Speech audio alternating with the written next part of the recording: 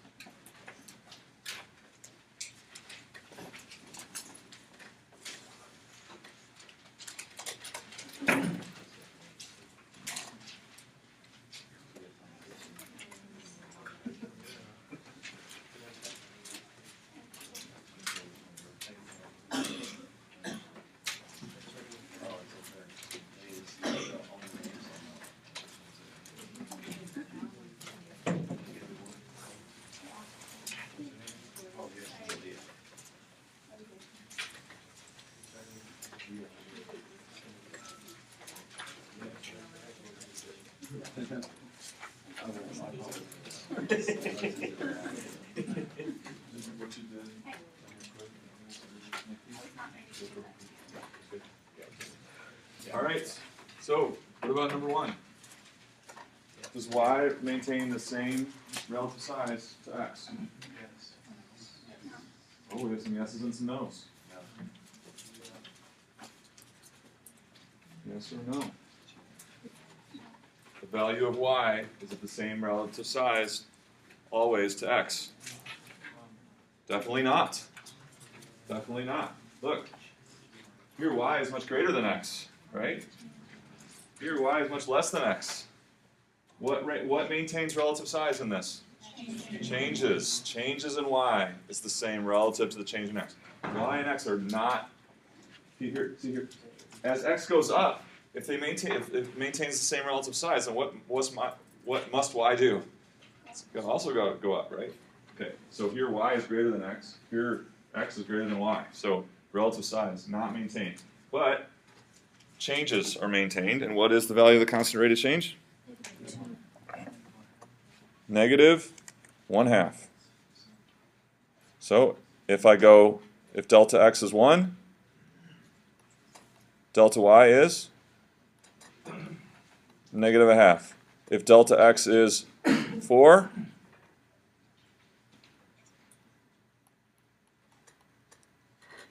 how much does y go down?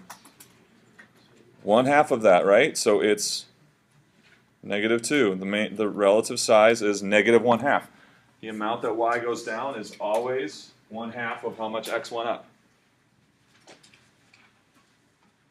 So the relative size is always maintained at -1/2. Okay? So that's one way to say it. The relative size of changes in y to changes in x are -1/2. What's something else you could have said to explain the number -1/2? Go ahead. Slope is negative. Okay, the slope is -1/2. What else could we have said about the quantities? Something to do with the quantities. Helios. Maybe x changes 2 times as fast. 2 times as fast as y. Okay, so we need to get increase and decrease in there also. But yeah, you're on the right track. So, and when we talk about constant rate of change, it's really about the y coordinate. So y is changing how fast compared to x? Yeah, and y is changing -1/2 times as fast as x. Okay.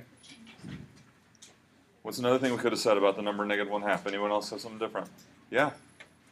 Every equal increase of 2 units in x results in a decrease in 1 unit on y. He said every time you increase x by 2 units, y will go down 1 unit. Agree with that? Sure. That's well said. Okay. All right. So we are. Any more comments, questions about that? We'll keep practicing that. This is key stuff.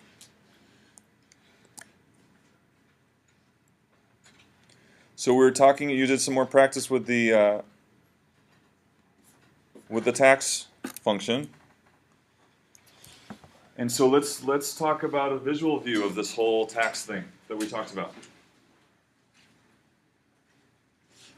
Okay, so over here. Well, so can you read it in the back? Can you read the small print on the axes? There's some chairs up front. If you want to move, that would be great. If you need to move, it's a little bit small. But let's talk about and review this idea here. Okay, so this is Sarah's employment and her salary and her taxes. Okay, where should you look to see her taxable income growing? Where in this whole animation should you look to see her taxable income growing? Corey, which x-axis? Both. He wants both x-axes show the taxable income growing. Agree with that? So is this showing her taxable income growing over here in the x-axis? What about this one? Absolutely, both of them. Right? Both of them are showing the taxable income. Okay. Where should you look to see her marginal tax rate for the current value of her taxable income? Where in this animation would you look? Marcus? What about the left? Okay, so he's saying that to see the marginal tax rate, you look at the y-axis on the left graph. Do you agree with that? David, do you agree with that? That's right. Okay, the y-axis is the marginal tax rate for the current value of her taxable income. Okay, where in this animation should you look to see the amount of tax that she owes for the current value of the taxable income? Amos, want to try that one? So where in this whole thing would you look to see how much tax she owes for a current amount of taxable income? Y-axis on the right side. Christina, is that what you're going to say? Cool. Okay. Now, in these last two questions, I use the phrase the current value of her taxable income. What does that mean if it's continually growing, if the taxable income is growing all year, right? We talked about at the beginning, January 1st, the taxable income builds up over the year. So what does the current value of her taxable income, what does that mean? How do you make sense of that if it's always growing?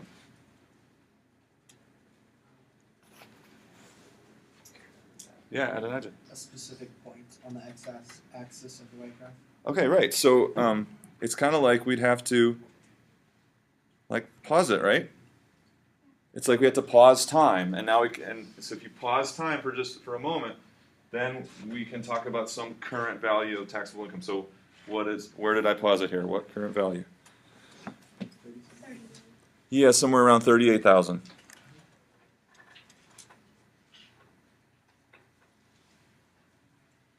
Is where I paused it. And you see it, and it's on both. Just like we said before, the x-axis, both x-axes show that taxable income. So it's like we'd have to pause time. If we pause time, then we could call that the current value of the taxable income. Okay, what does a point on the right-hand graph represent? A point on the right-hand graph. DJ. Uh-huh. It's going to indicate just the income. It's going to have the tax. It's going to show us what their tax rate they're going to be paying at that specific income. Okay, so at the income, it's going to be showing the tax rate at that income. It's going to be Autumn. showing exactly how much tax you're paying at any specific taxable income along the line. Okay, so a point. So for instance, this point that we stopped at here. So this point right here. Okay, that's going to show how much tax you'll pay at that X value. How much tax you'll pay at, and what's the X value? 38,000. Okay, so it's a point on a graph. Remember, is it one piece of information? It's a packet of two pieces of information, right? It's like a packet of two pieces of associated information, and for this particular graph, our x-coordinate is, at this point, taxable income and corresponding, yeah, maybe about 6,000, we just guessed. We'll just say 6,000. We don't know for sure. Okay. So that point is the associated two pieces of information of taxable income and tax due. Okay, left-hand graph. Somebody new. What does the left-hand? Adelaide, what does this point on the left-hand graph represent? The taxable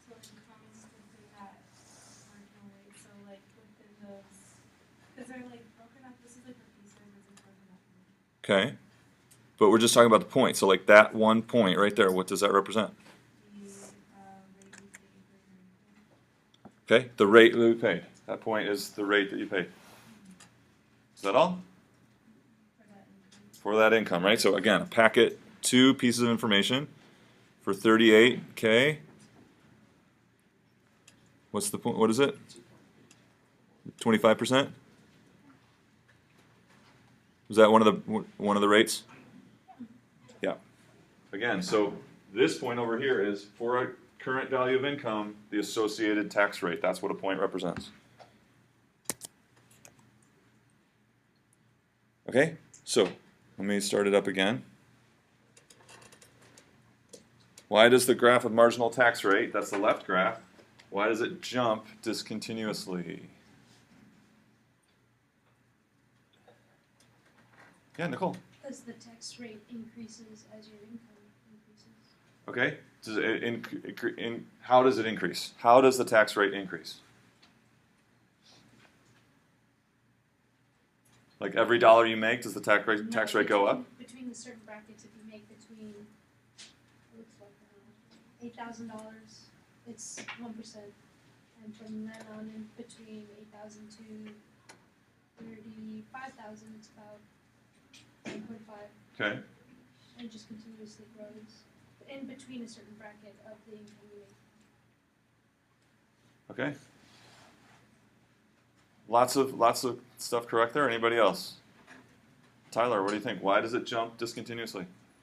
It's jumping discontinuously because as the x value goes through the interval, it's being taxed at a certain rate. Okay. And as it moves to the next interval, it's changing to a different rate at which it's taxed at. Yeah, it's the way that our code is written that you pay a constant rate up to a certain dollar. What was it, $83.75 or $83.75? So on your $80,375, how much tax do you pay? What percent tax do you pay? And your $8,375. 10%. On the next penny that you earn, the next amount of money that you earn, what rate do you pay?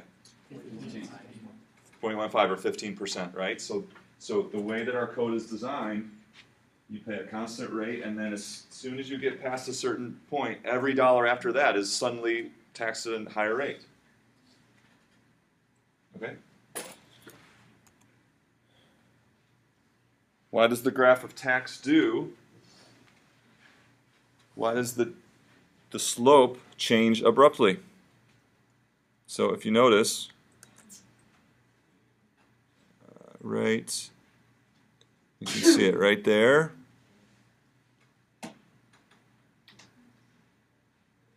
And right there.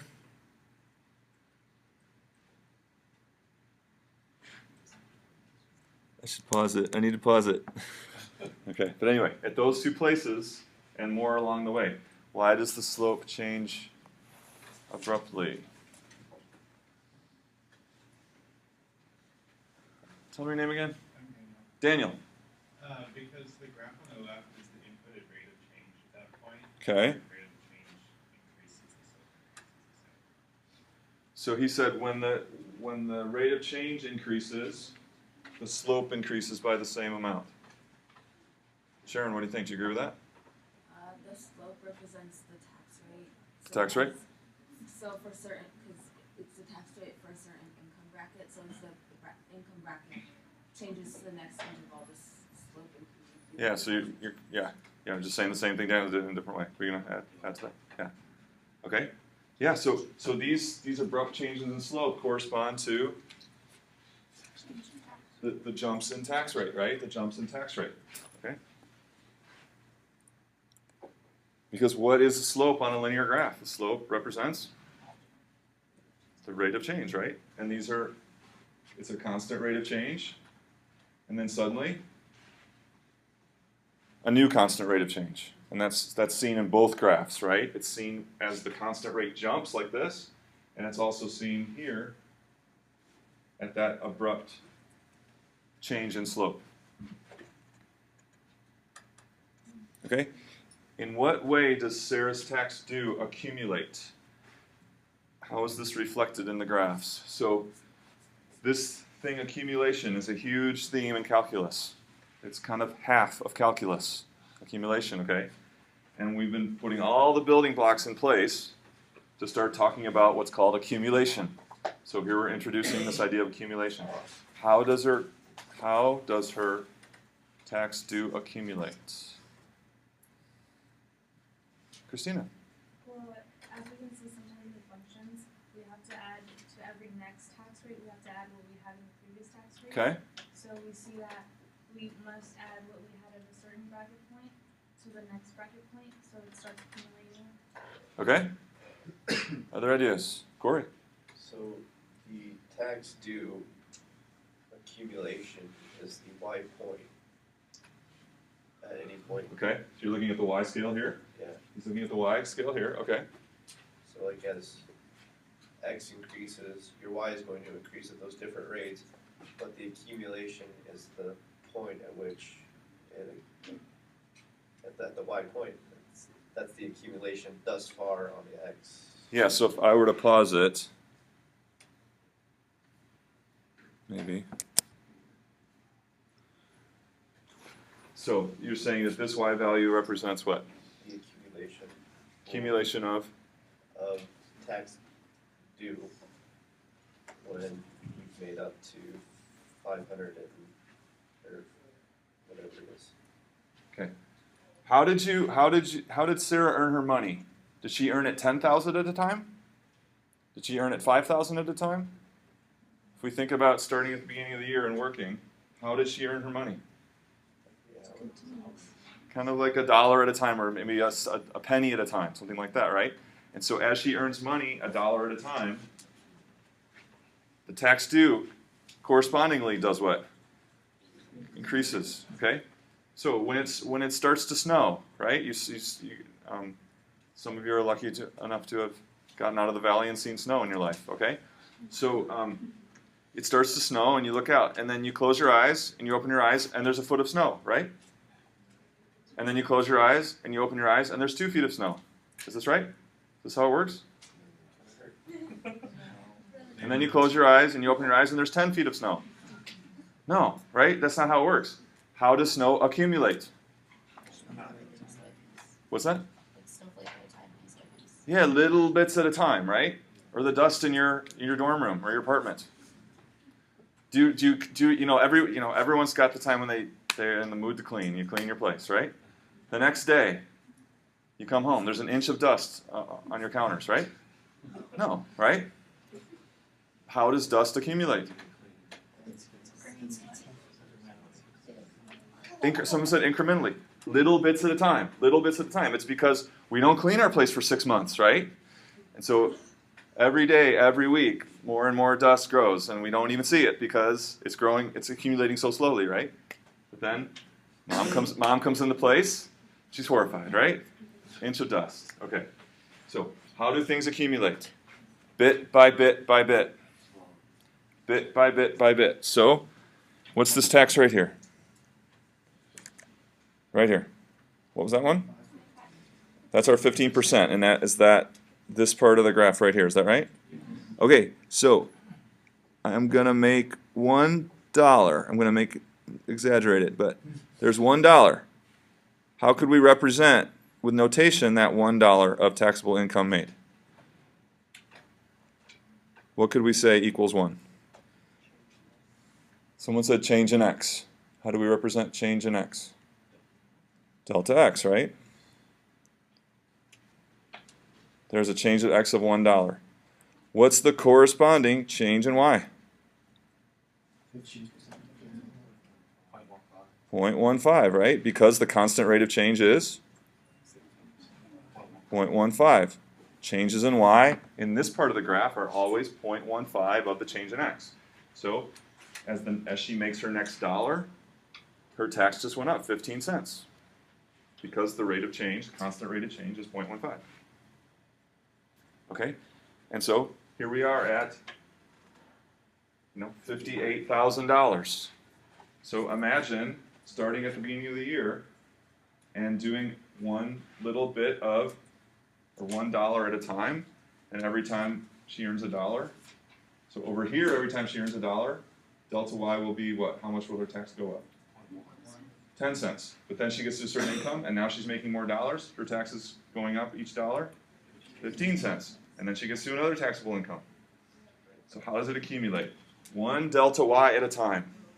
One delta y at a time, starting at the beginning of the year to wherever the current value of the taxable income is.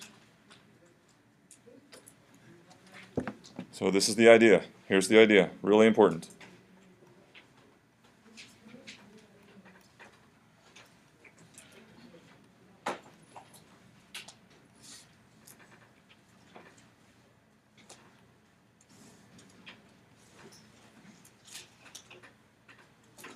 Let's call it $1 at a time. How many delta y's? How many delta y's for this current value over taxable income? 58,000 dot dot dot means keep going like this until 58,000. How could we calculate one of those delta y's? So this delta y2. How is it we can calculate the value of delta y2? Have we learned anything? Somebody new? Helios? Delta y3 minus delta y1. No. Do we have constant rate of change? We don't? Sure we do. Yeah, we always have, it's just changing, right? We have constant rate of change, but just it has abrupt changes every once in a while. How can we calculate delta y2? Lauren? I told you this stuff would be important. Don't forget it. We've done this over and over and over again. What is it, Elizabeth? No. Well, it is, but that's not how we could calculate delta y2. What does delta y equal if we have constant rate of change? What is it? K delta x, right? K delta x. Have we done that before? And what's K for delta y2? 0.1.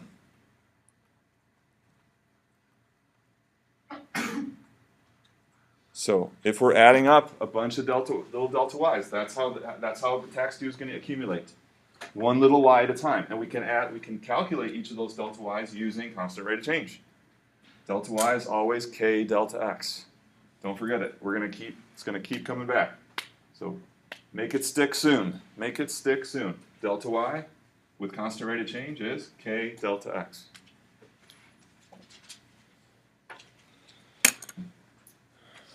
So how do things accumulate? Bit by bit by bit, right? And that's how we're going to do the math.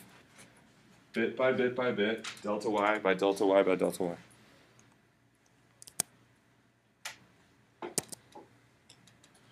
Okay, so what I want us to do is review, and this is good review for your quiz today.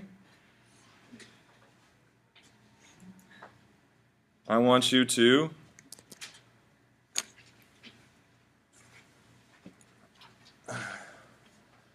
close all your notes.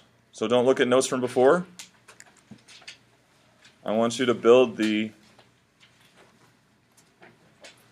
rate function and the tax due function. Can you do it? So what were these values? This was 83.75. Anybody remember what the next jump was? To 34,000. 34,000 exactly? Yeah. And then to 82,400. Let's just do the first three parts, okay? So we'll just do up to 82.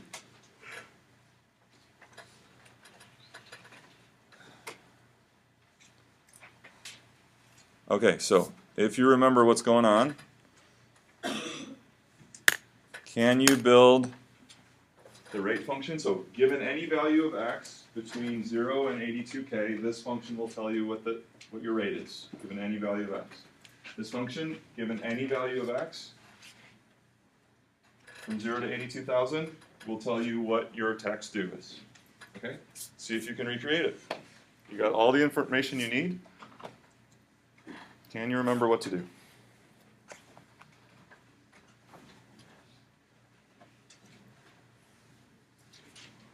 Don't peek. See if you can do it from scratch.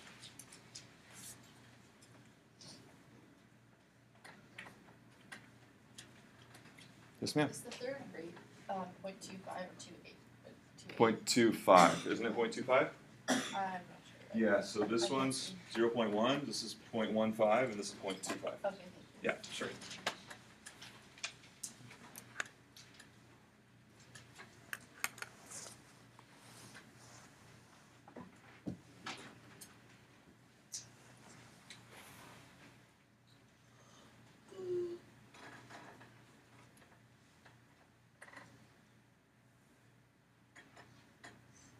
Okay, you can share thoughts with each other, or you can sit and think about it. That's great too. But you're free to work together. You need to know how to do this.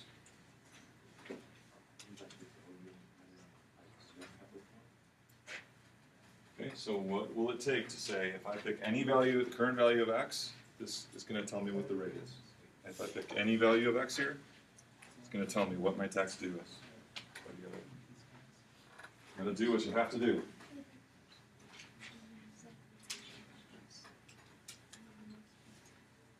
So maybe start with the rate one. The rate's easier. Do the rate first. It's much easier.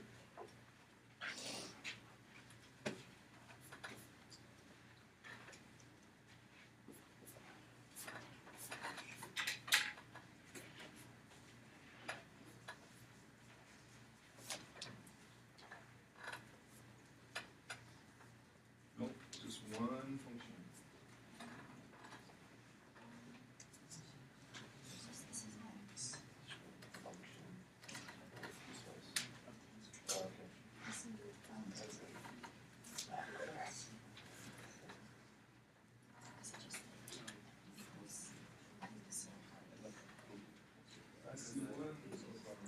Oh, it's just equals nothing. It's just Well, yeah, for the rates. I just. I guess it makes sense. First one's just the tax rate, right? The one on the left. Just tells you given x, it spits out the rate. It spits out the rate. That's all it does. Very easy.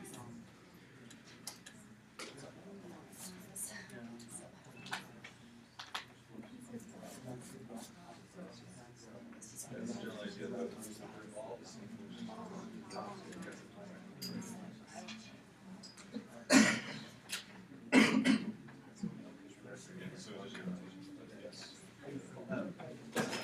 Progressive still. X minus A. Oh, yeah. But this is just. Just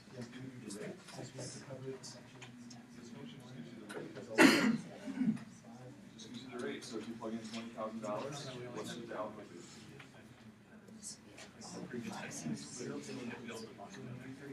If you plug in 22,000, what's the output be? That's it. If you plug in 50,000. Right, so that's how it is. Okay, people are catching on here.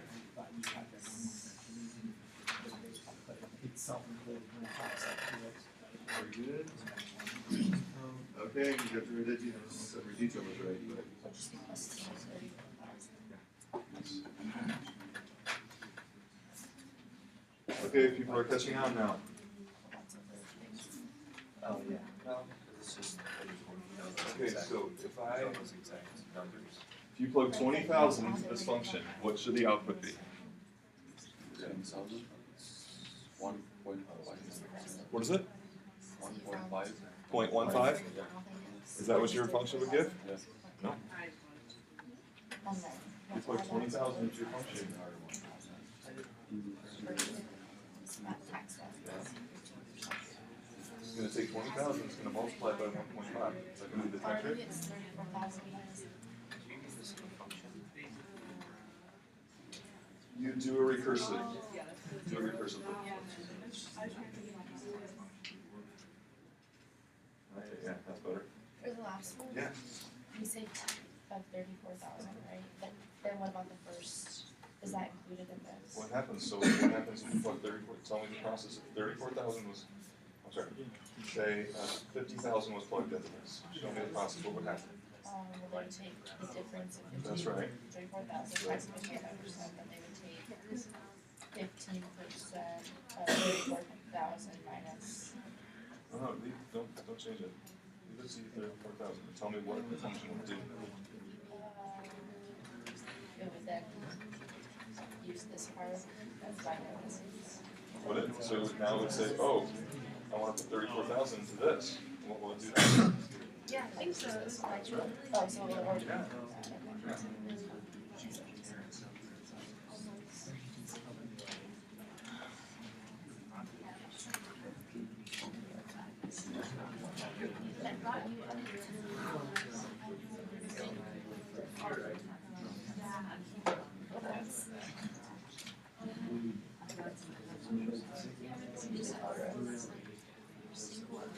I did the first one.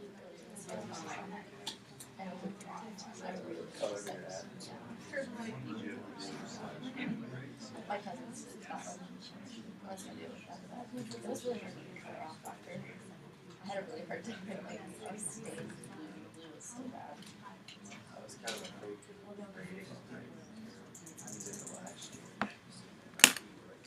We're forced to split it up, right? Got to split this up. There's no way with one formula that we can, with one formula we can't get the right output of this function, right? We're forced to split it up. So if we plug 60,000 into this function, what should the output be? 0.25.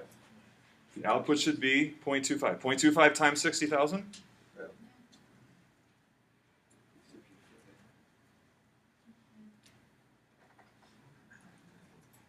No, the output should just be the y value, which is 0.25. So that would be in here. So if we plug 60,000 or 59,000 or 42,000 into this, we always want to get 0.25. This is our rate function.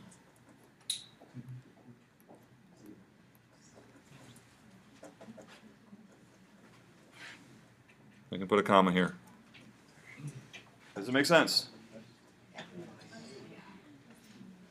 Okay, the tax due, what are we forced to use for tax due?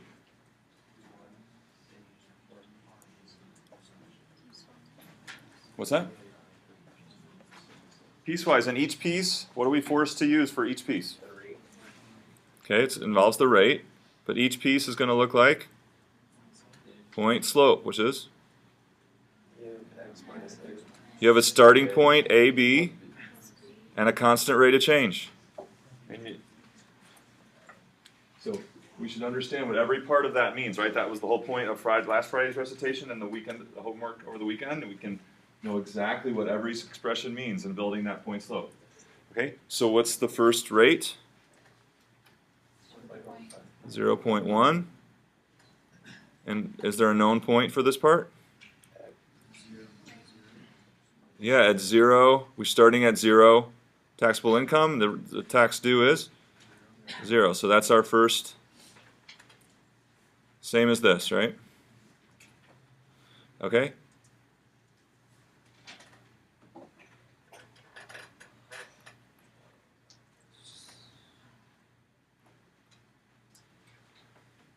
Okay, so now what happens? Into the next bracket. Rate is 0.15. X minus 8375. Okay, but we need also all the tax that got accumulated in the first bracket. How much? 8375 here? T of, right? T of. This is the same. I don't have room for the interval, but for the interval here will be the same as the second interval here, right? Okay, so let's talk about this. Is really important. What does x minus that quantity right there, x minus 8375, what does that represent? X minus 8375. Tell me your name again. Talia. Talia. Because you only want to, at that rate, you only want to tax what's in that bracket. Okay. So you have to subtract the value that you have from the previous bracket. Right. That was in the previous bracket. So that's going to give us a number, and what is that value? What does it represent? What does that number mean? It's well, in this situation, it's however many dollars you're going to tax at the rate of. She says it's however many number of dollars you're going to pay a tax rate of 0.15 on. Is that right? Yeah. Okay. And we can call that, what symbols can we use for that? Delta x. That's that delta x. It's a change in x. From what starting value? 83.75. So it's the amount. So you could say it two ways. You could say it's the amount of dollars you earn after 83.75, or it's the amount of dollars that you earn at the 15% rate. Do you see? Okay. Next part. So tell me what this is. Somebody new. So this whole thing that I'm going to put a circle around. So if this is the number of dollars you earn at the 15% rate, what's the meaning of the quantity that I put a circle around? What's the meaning of that? Tell me your name again. Rohit. Rohit. Is it the total tax paid on the money in that bracket? He wants the total tax paid on the money in that bracket. Yeah, people are nodding. That's right. Total tax paid. And how can we symbolize that? Change in y, because the change in y is k change in x. See that? K, there it is again. Change in y is k change in x. And this is the total tax that you owe on money in that bracket. What is that?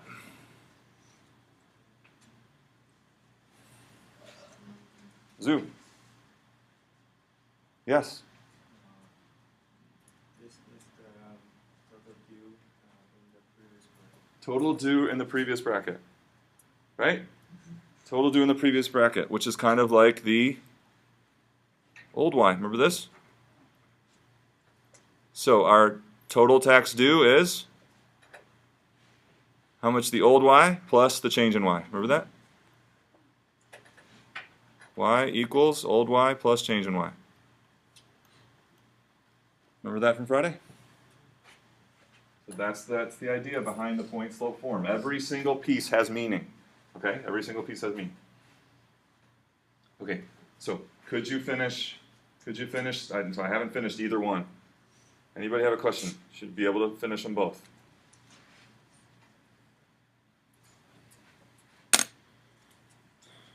Any questions about so this scenario with our progressive tax rate is a perfect example of starting to learn about how we model accumulation in calculus. Perfect model, okay? So here's another example of it. Can I erase? Or comments, questions, last chance.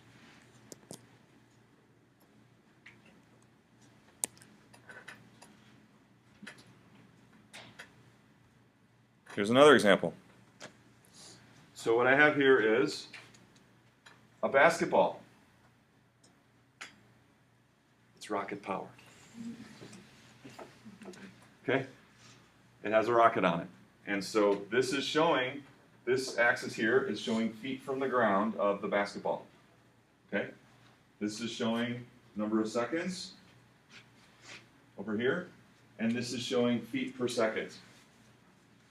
So I want you to observe this graph and look at the different aspects of it, this animation. Think about it.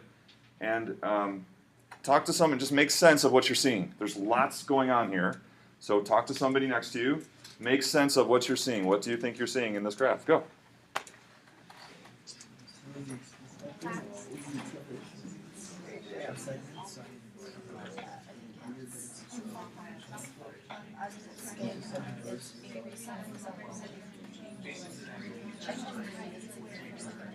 Yeah. Yeah, so it's 1 per second.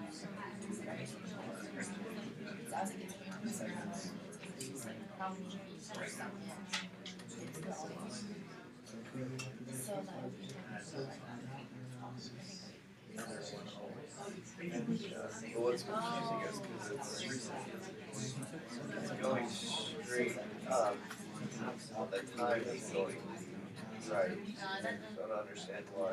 Well, this is just showing. Okay, the one that's just like. Okay, Daniel, just tell me one thing that you observe about this. What's one thing that? That's the rate. Well, it's accelerating every half second, the velocity rate is increasing. You said every half second the velocity is increasing. Every half, or yeah, every half ceasing. Every half second the velocity is increasing. Agree with that? Yes. Okay. So besides just every 1/2 second, how is the basketball speeding up? More than just it's every 1/2 second. Well, nearly. Connor. It's nearly quadratic. It's kind of almost parabolic, except that it's going to be made up of a bunch of line segments like before, like the last graph. But no, so I'm not asking you to explain a graph. I'm asking you to explain how in what way is the ball speeding up? Just in what way is the ball speeding up? It's increasing. It's incrementally increasing its velocity, its rate of change. Okay, incrementally increasing. Okay. So it's not like steadily growing. It's just increasing at a certain increment. It looks like those increments are even there. Okay. I'm sorry, they're equal. They're constant as it's so the rate of change grows at a constant rate. The rate of change grows at a constant rate. Well, Okay, it's hard. This isn't easy. Anybody else want to give it a shot? How is the speed increasing? Yeah, Daniel. The velocity increases every second possibly by the same amount. Okay.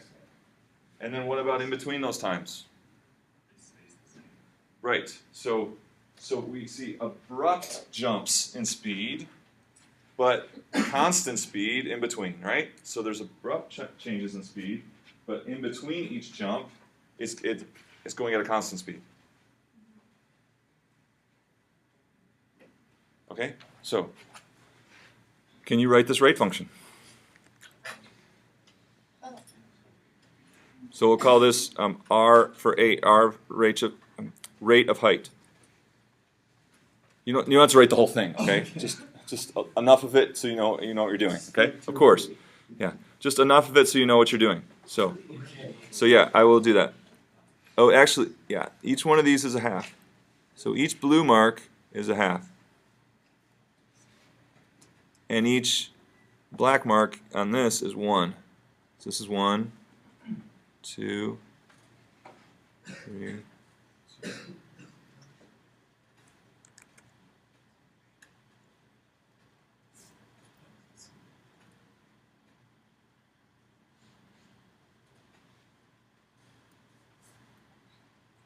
Okay, does that help? Can you do it now?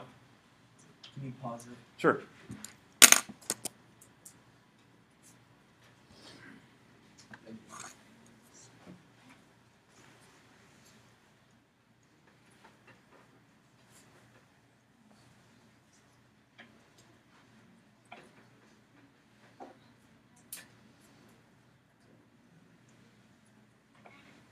So yeah, if you just do the first maybe 3 or 4 lines, once you got the pattern, you can stop.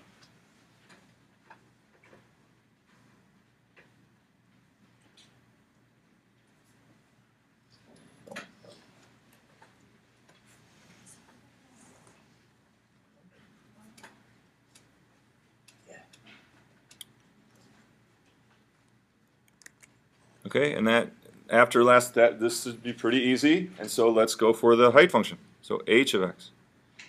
Again.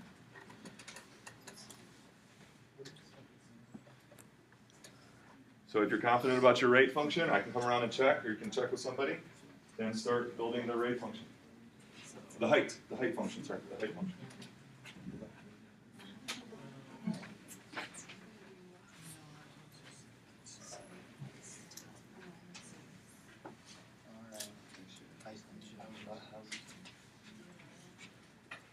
Does anybody want me to check?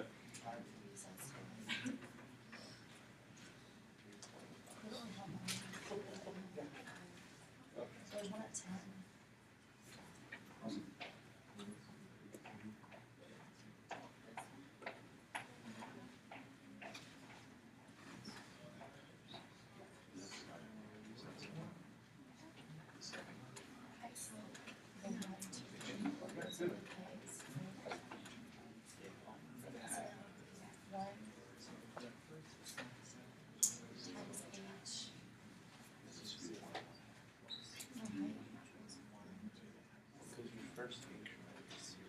So the beat per second From 0 to 0.5. Okay, so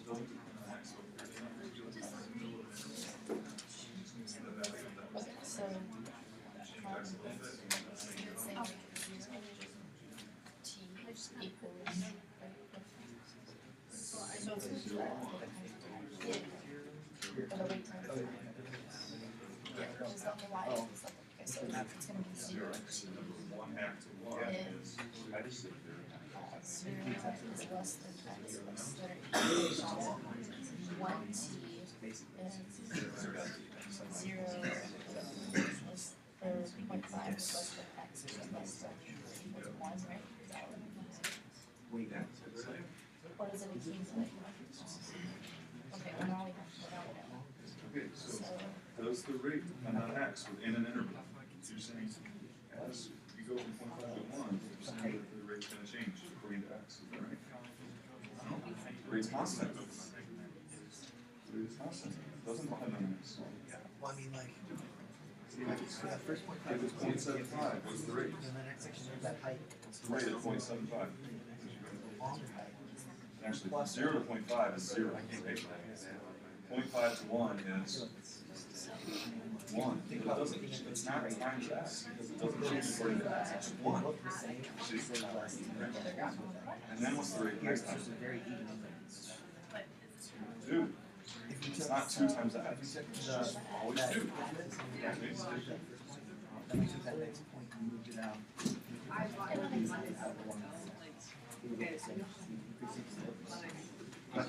Like he was saying, the parabola, it's like you do What's the rate in the first interval? 0.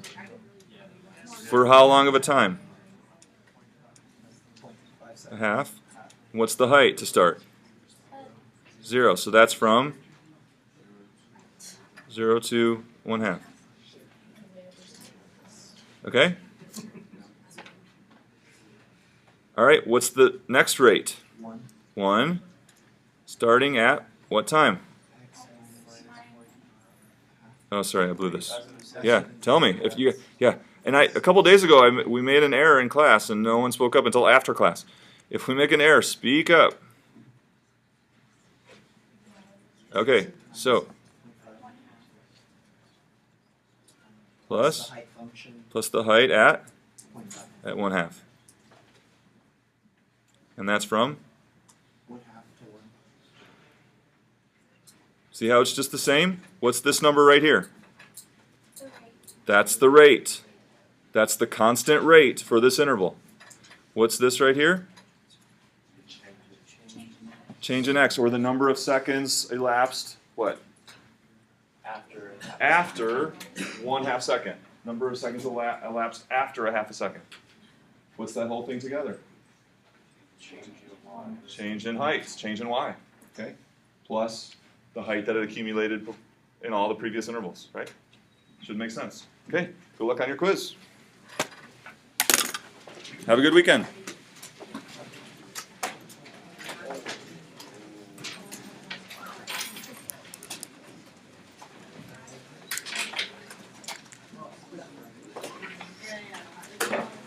Yeah.